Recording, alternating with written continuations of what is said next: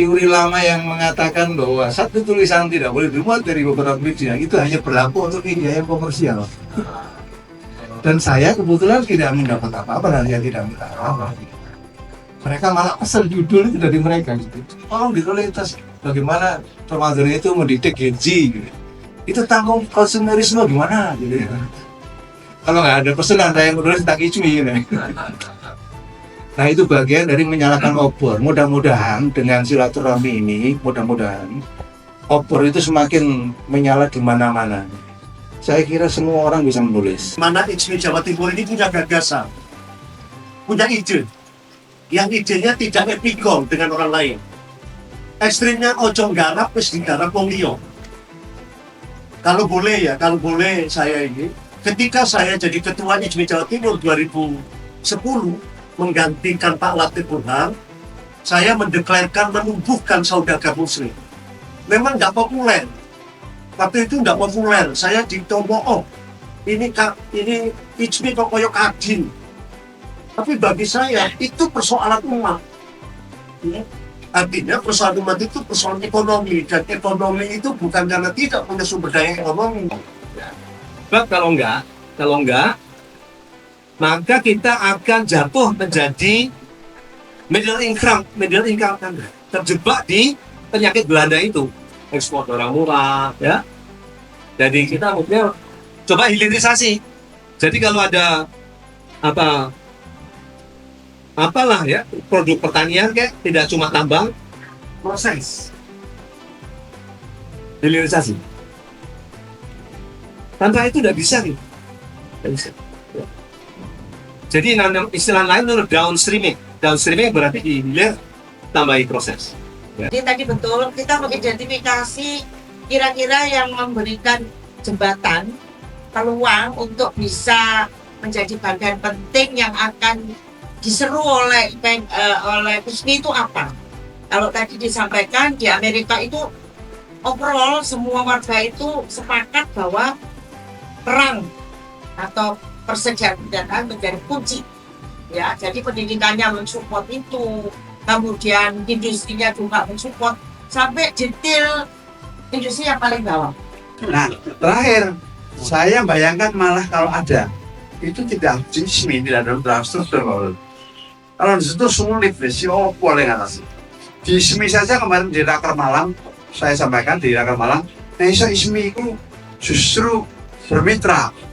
Jadi Ijmi ini menghubungkan person-person ini punya keahlian apa, dihubungkan sama pihak lain, bikin karya bersama, gitu ya.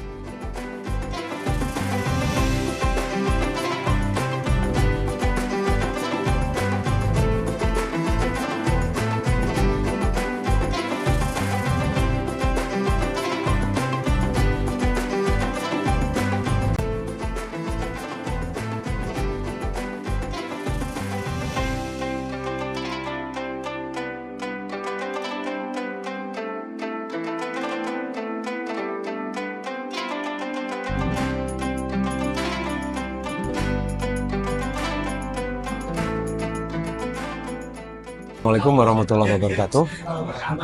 Alhamdulillah pada sore ini menjelang berbuka dan acara berbuka puasa bersama Ijmi Jawa Timur, kita silaturahmi dan berbicara tentang peran Ijmi ke depan, terutama dalam rangka meningkatkan kiprah Ijmi bagi perkembangan ekonomi umat, ya. Kita juga bicara bagaimana peranan cendekiawan dengan komunitas bisnis. Saya kira itu satu hal yang penting karena ada kecenderungan bisnis di Indonesia tidak terlalu menghargai lead bank, ya, sementara lead bank di kampus-kampus tidak terlalu berorientasi bisnis. Jadi ini ada jurang harus dijembatani. Kita mendorong supaya bisnis kita tidak hanya bisnis yang bersifat ekstraktif dan eksploitatif, tapi juga mengarah ke downstreaming, ke hilirisasi, ya. Walaupun ada potensi-potensi untuk bisnis yang bersifat jasa, tapi kalau kita mau membantu pemerintah dalam rangka program ketahanan pangan, ketahanan energi, saya kira cukup banyak agenda-agenda hilirisasi di bidang pangan yang bisa dikerjakan oleh Ijmi. yang mengandung kandungan teknologi yang cukup. Ya, saya kira ini tantangan yang cukup besar dan perlu konsolidasi. Ya. Nah, itu hubungan antara kaum cendekiawan di sini maupun di kampus-kampus dan dunia industri perlu dijembatani. Insya Allah ada semacam lokakarya dalam waktu dekat, mungkin setelah Ramadan kali ya. Saya kira begitu. Ya. Terima kasih. Assalamualaikum warahmatullahi wabarakatuh. Ya, pertemuan ini memang digagas sebagai silaturahmi sekaligus karena Ramadan buka bersama, kita cari menggapai ridho dan berkah Allah.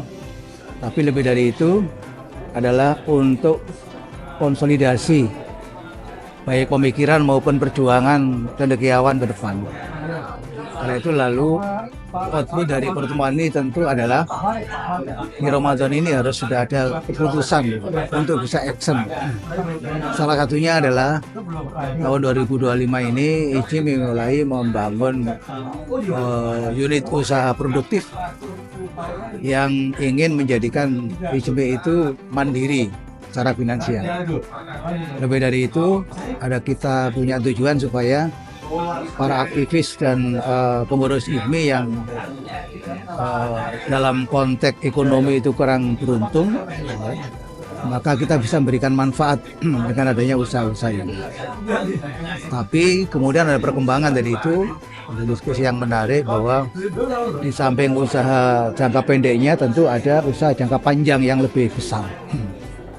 Dan insya Allah di pertemuan berikutnya pada tanggal 16 Maret nanti sudah ada langkah lebih konkret lagi. Ada penandatanganan MOU antara mitra-mitra usaha dengan kita. Jadi kita berkolaborasi dengan dunia usaha yang sudah bonafit dan sudah terpercaya untuk kita bisa menjalankan usaha yang manfaatnya bisa langsung kita peroleh dari tahun yang bersangkutan. Dan itu untuk membangun kontribusi kepada anggota dan aktivis. Lalu di tujuan jangka panjangnya yang kita ingin membangun holding itu nanti tahun ini sudah akan dirumuskan bentuknya seperti apa, usahanya apa saja, dan saya kira itu bisa ditindaklanjuti pada pertemuan tanggal 23 Maret ya, di bulan Ramadan ini. Pasca Ramadan insya Allah kita sudah bisa melakukan aktivitas yang lebih produktif, lebih nyata. Mudah-mudahan di bulan Ramadan ini niat itu dan usaha itu adalah usaha yang diridhoi Allah, diberkahi dan benar-benar berjalan. Mudah-mudahan begitu. Mohon dukungannya, Pak. Oke, Assalamualaikum warahmatullahi wabarakatuh. Alhamdulillah, sore ini, petang ini telah dilaksanakan buka puasa bersama di rumah saya di Gayung Kebonsari Injoko oleh ICMI Jawa Timur.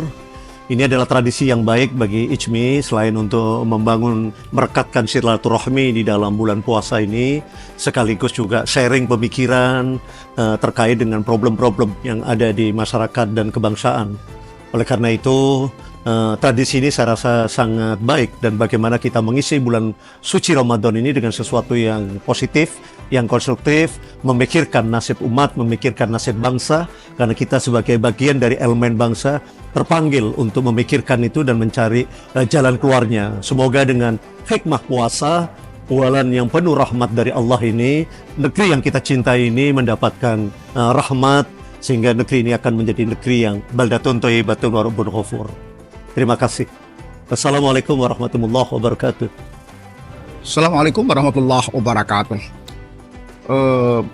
Victor ini berbicara soal positioning ICMI untuk tetap pada jalur gagasan, baik dalam konteks keilmuan maupun dalam konteks bisnis, untuk mengimbangi statement-statement program-program pemerintah yang cenderung populis karena kepentingan politis.